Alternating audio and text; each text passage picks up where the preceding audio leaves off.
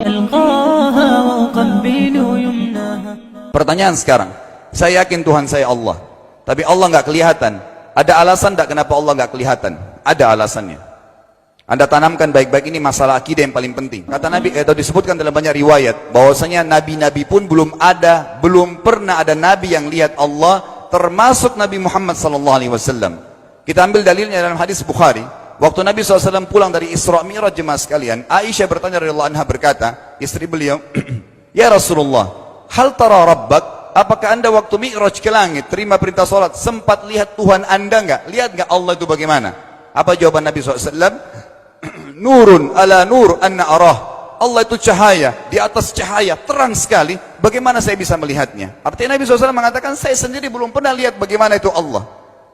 Contoh sebelumnya Nabi Musa alaihissalam. Nabi Musa waktu menerima wahyu Taurat itu selama 40 hari turun Taurat lengkap. Al-Quran 23 tahun baru lengkap. Kalau Taurat 40 hari nunggu di gunung Tursina. Tursina sebuah wilayah di Mesir sekarang. Itu banyak gunung-gunung batu, ada satu gunung batu yang tinggi, Nabi Musa nunggu di situ. Setiap hari Jibril datang turunin surah, turunin ayat gitu. Setelah berlalu 37 hari dari 40 hari menunggu Taurat turun, Nabi Musa alaihissalam tiba-tiba bertanya kepada Allah, mengatakan begini dalam Al-Quran, A'udzu billahi rajim, Rabbi arini anzur ilaik. Wahai Tuhanku, izinkan aku melihatmu. Aku beriman kau ada ya Allah, tapi aku ingin lihat kau bagaimana. Allah menjawab, tidak mau mengecewakan Nabi Musa. Sebagai manusia Allah mengatakan, lan tarani. Perlu anda tahu dalam bahasa Arab jemaah sekalian ada 3 kosakata la, tidak yang berarti tidak. Ada la biasa artinya tidak, ada lam dengan mim, lam artinya tidak pernah, ada lam dengan nun, lan artinya tidak akan pernah. Allah mengatakan apa? Lan tarani, kau tidak akan mampu melihatku wahai Musa. Tapi Allah nggak mau kecewain Musa. Ternyata Musa selama 37 hari jemaah sekalian kagum-kagum melihat gunung-gunung batu di situ. Pergantian siang malam, burung-burung yang terbang, air yang mengalir di lereng-lereng gunung. Lalu dia mengatakan, Allah mengatakan apa?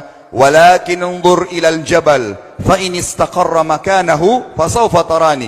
Coba kamu lihat gunung-gunung batu di sekitarmu hai Musa. Kalau mereka bisa menampung kedatanganku, kata Allah, kau akan bisa melihatku.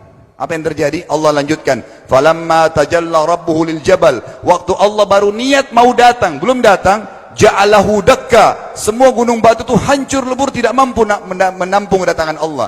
Wa kharra Musa sa'iqa, lalu Musa pingsan tiba-tiba. Waktu Nabi Musa bangun, langsung ucapkan kalimat, amantu billah, saya beriman pada Allah. Berarti fakta lapangan, nabi-nabi aja belum pernah lihat Allah. Masih pertanyaan lagi jemaah sekalian, kenapa Allah nggak bisa kelihatan? Saya akan jawab dan tolong ini jadikan sebagai pegangan hidup. Ini landasan akidah kita. Kata para ulama, karena anda kalau sholat, anda mengucapkan satu kalimat yang merupakan jawabannya. Allahu Akbar. Allah Maha Besar. Akbar adalah siga mubalaghah dalam Islam. Sesuatu yang melampaui batas. Maha Besar. Kita terangkan. Kata Nabi SAW, perumpamaan bumi yang kalian tinggali ini dibanding dengan langit pertama di atas kepala kalian ada 7 lapis langit. Allah mengatakan sab'an shidada, 7 lapis langit yang kokoh. Alladzi khalaqa sab'a samawatin tibaqa, yang menciptakan langit tibaqa bersusun 1, 2, 3, 4, 5, 6, 7. Allah di atas langit ke-7.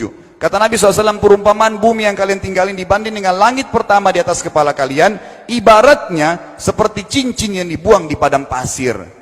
Jadi kita tidak akan pernah bisa melihat ujungnya langit karena kita sangat kecil, dan ini terbukti secara fakta. Apakah anda sudah tahu bahwasanya miliaran bintang-bintang yang ada di atas kepala anda yang jaraknya sekian miliar tahun dari bumi dan sekian miliar tahun lebih besar daripada bumi, sekian miliar kali lebih besar daripada bumi, itu semua berada di bawah langit pertama. Manusia tidak akan pernah bisa memegang langit ini dengan telapak tangannya, karena dari sini saja ke Pluto jaraknya 270 tahun. Nggak bakal bisa ada astronot dikirim kena mati di tengah jalan. Jaraknya jauh sekali bintang-bintang, dan semua berada di bawah langit pertama.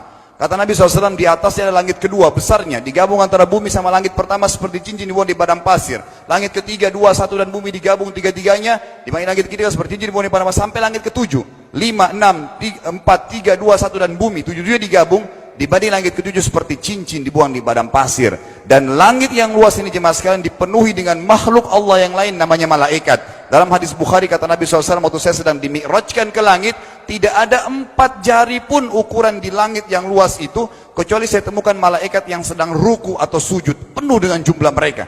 Anda tahu malaikat itu ada namanya nama kelompok, seperti Rakib, Atid itu kelompok. Di bawah Rakib banyak miliaran malaikat, di bawah Atid miliaran malaikat. Sama dengan Munkar Nakir. Ada memang nama kelompok. Makanya kalau manusia 5 miliar, rakib atidnya 10 miliar. Rakib atidnya 10 miliar. Lalu kata Nabi SAW, di atas langit ketujuh ada Sidratil Muntaha. Besarnya digabung antara 7 lapis langit dan bumi. 8 hanya seperti cincin di bawah di padang pasir. Di atas Sidratil Muntaha ada sebuah lautan yang Allah ciptakan. Lautan itu besarnya digabung antara Sidratil Muntaha, 7 lapis langit dan bumi. 8, 9-9-nya seperti cincin dibuang di padang pasir. Makanya kalau anda baca Quran, anda baca ayat wa kana arsyu alal ma, singgasana Allah di atas air. Ini maknanya, air adalah ada lautan. Lalu kata Nabi SAW, arsy-nya Allah di atas lautan itu singgasananya Allah. Besarnya digabung antara lautan, Sidratul Muntaha, 7 lapis langit dan bumi. 10-10-nya hanya seperti cincin dibuang di padang pasir. Anda sudah hafal ayat kursi?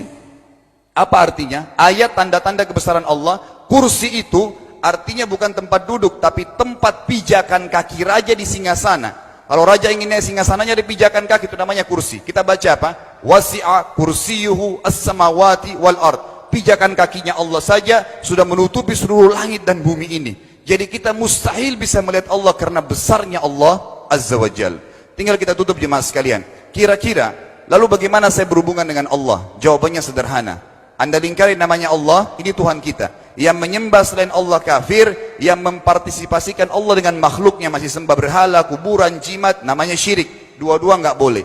Untuk berhubungan dengan Allah yang tidak kelihatan dengan mata kita ini, tapi kita bisa rasakan keberadaannya, cuman satu cara. Di bawahnya lingkarin ibadah. Salat, puasa, zakat, haji, takziah, ziarah kubur, semua ini adalah rangkaian ibadah untuk berhubungan dengan Allah.